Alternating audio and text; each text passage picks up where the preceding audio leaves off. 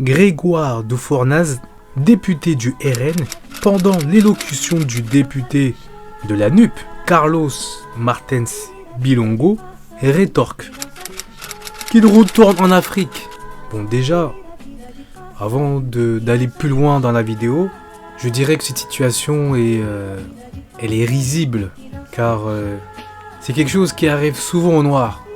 Et j'aimerais dire que ce genre de situation ne pouvait bien évidemment n'arriver qu'à un Noir. Cette déclaration, elle a fait du bruit, c'est vrai, elle a fait du bruit. Mais il parlait de qui, véritablement? Il parlait de qui? Il parlait du député ou il parlait des migrants? C'est ça la vérité. Est-ce qu'il y a une manipulation en fin de compte? C'est la vraie question. Dès qu'il y a quelque chose qui se passe sur les Noirs, il ne faut pas tout de suite s'offusquer et dire « Ah, il est raciste, etc. » Alors attention, je ne suis pas en train de défendre le député du RN, mais à un moment donné, il faut arrêter de faire les victimes aussi. Il faut arrêter de faire les victimes, il ne faut pas faire comme certains en France. D'accord? Il faut quand même bomber du torse, avoir un peu d'honneur. Les gens, ils ont le droit de dire ce qu'ils veulent quand même. Enfin, un minimum. Mais revenons à la vidéo. Qu'est-ce qu'il a vraiment voulu dire en réalité? Vous en pensez quoi? Il a voulu dire quoi? De toute façon, ce genre de propos ne m'étonne même plus en Europe. Surtout venant des descendants des hommes des cavernes, ça me choque même plus.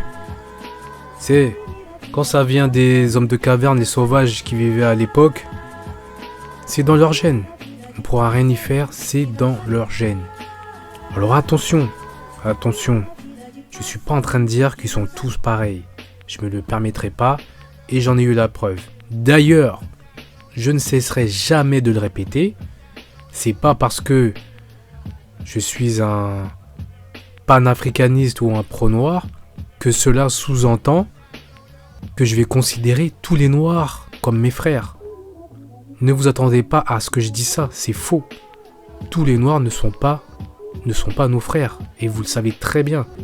Mais, quoi qu'il en soit, ça m'étonne pas.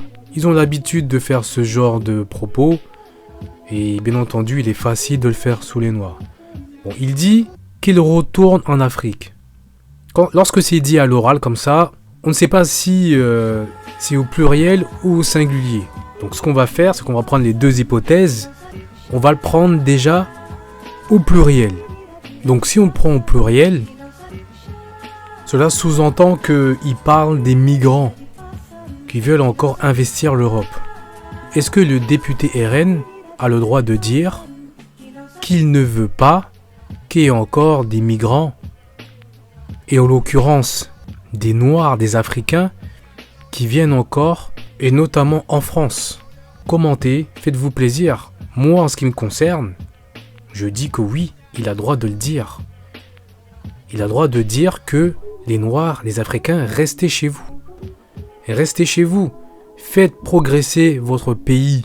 Faites avancer notre continent. C'est ça qu'il faut le faire. Mais attention, je sais, je m'attends à ce que certains viennent me dire « Oui, mais papillon, t'es là, tu dis aux autres de ne pas venir alors que toi, t'es dans un confort, etc. » Alors je préfère dire pour tous les Noirs qui vivent en France, vous savez très bien que la vie n'est pas facile. Et tous les Noirs ne vivent pas dans un confort. Ce n'est pas vrai. Il y a peut-être des mythomanes qui font croire à certains Noirs lorsqu'ils vont en Afrique ou même ailleurs, ils rentrent chez eux, ils font croire qu'ils vivent dans l'opulence. Mais c'est absolument pas vrai. Ils vivent pas dans l'opulence. Il y en a qui sont éboueurs, frère. Vous n'allez pas nous faire croire que vous vivez dans l'opulence. Vous trimez, comme beaucoup. Même comme certains blancs qui triment, hein. On va pas se mentir. C'est pas tous les blancs qui vivent dans l'opulence, même s'ils ont plus de facilité. Mais moi je suis d'accord avec le député RN. Restez chez vous. Pourquoi? Mais il faut nuancer le tout. On peut pas tout simplement dire restez chez vous. Parce que s'il y a des Noirs qui viennent en Europe, et notamment en France, c'est sans doute parce que la politique, les politiciens français s'accrochent à l'Afrique. Comme le Mali par exemple.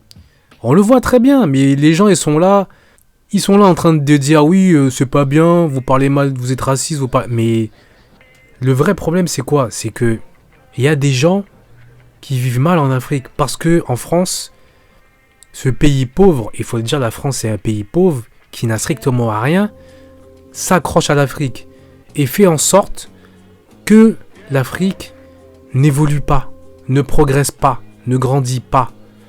Voilà, le problème, c'est quoi? Alors c'est vrai, c'est facile de la part du député RN de venir dire qu'il retourne en Afrique, ce qui est pour moi vrai, mais c'est facile pour lui de dire ça, parce que lui, il va dans son petit confort, il garde son salaire tous les mois, et voilà, c'est bien.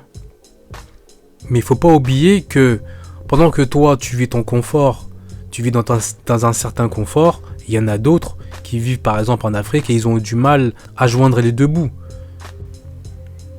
Ah ouais, moi je le dis très sincèrement, je suis absolument d'accord pour dire à ces gens de rester chez eux. Je suis désolé, je sais, ça paraît dur, mais c'est la vérité.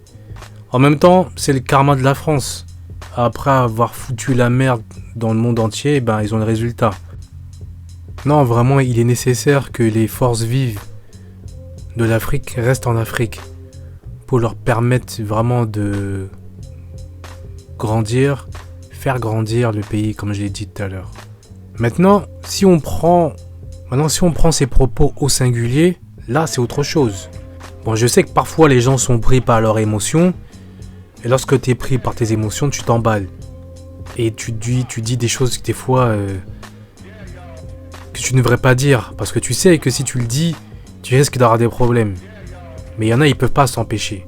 Mais je pense que ce monsieur était assez intelligent et venir dire qu'il retourne en Afrique à ce moment précis, je pense qu'il savait que ça pouvait poser des problèmes.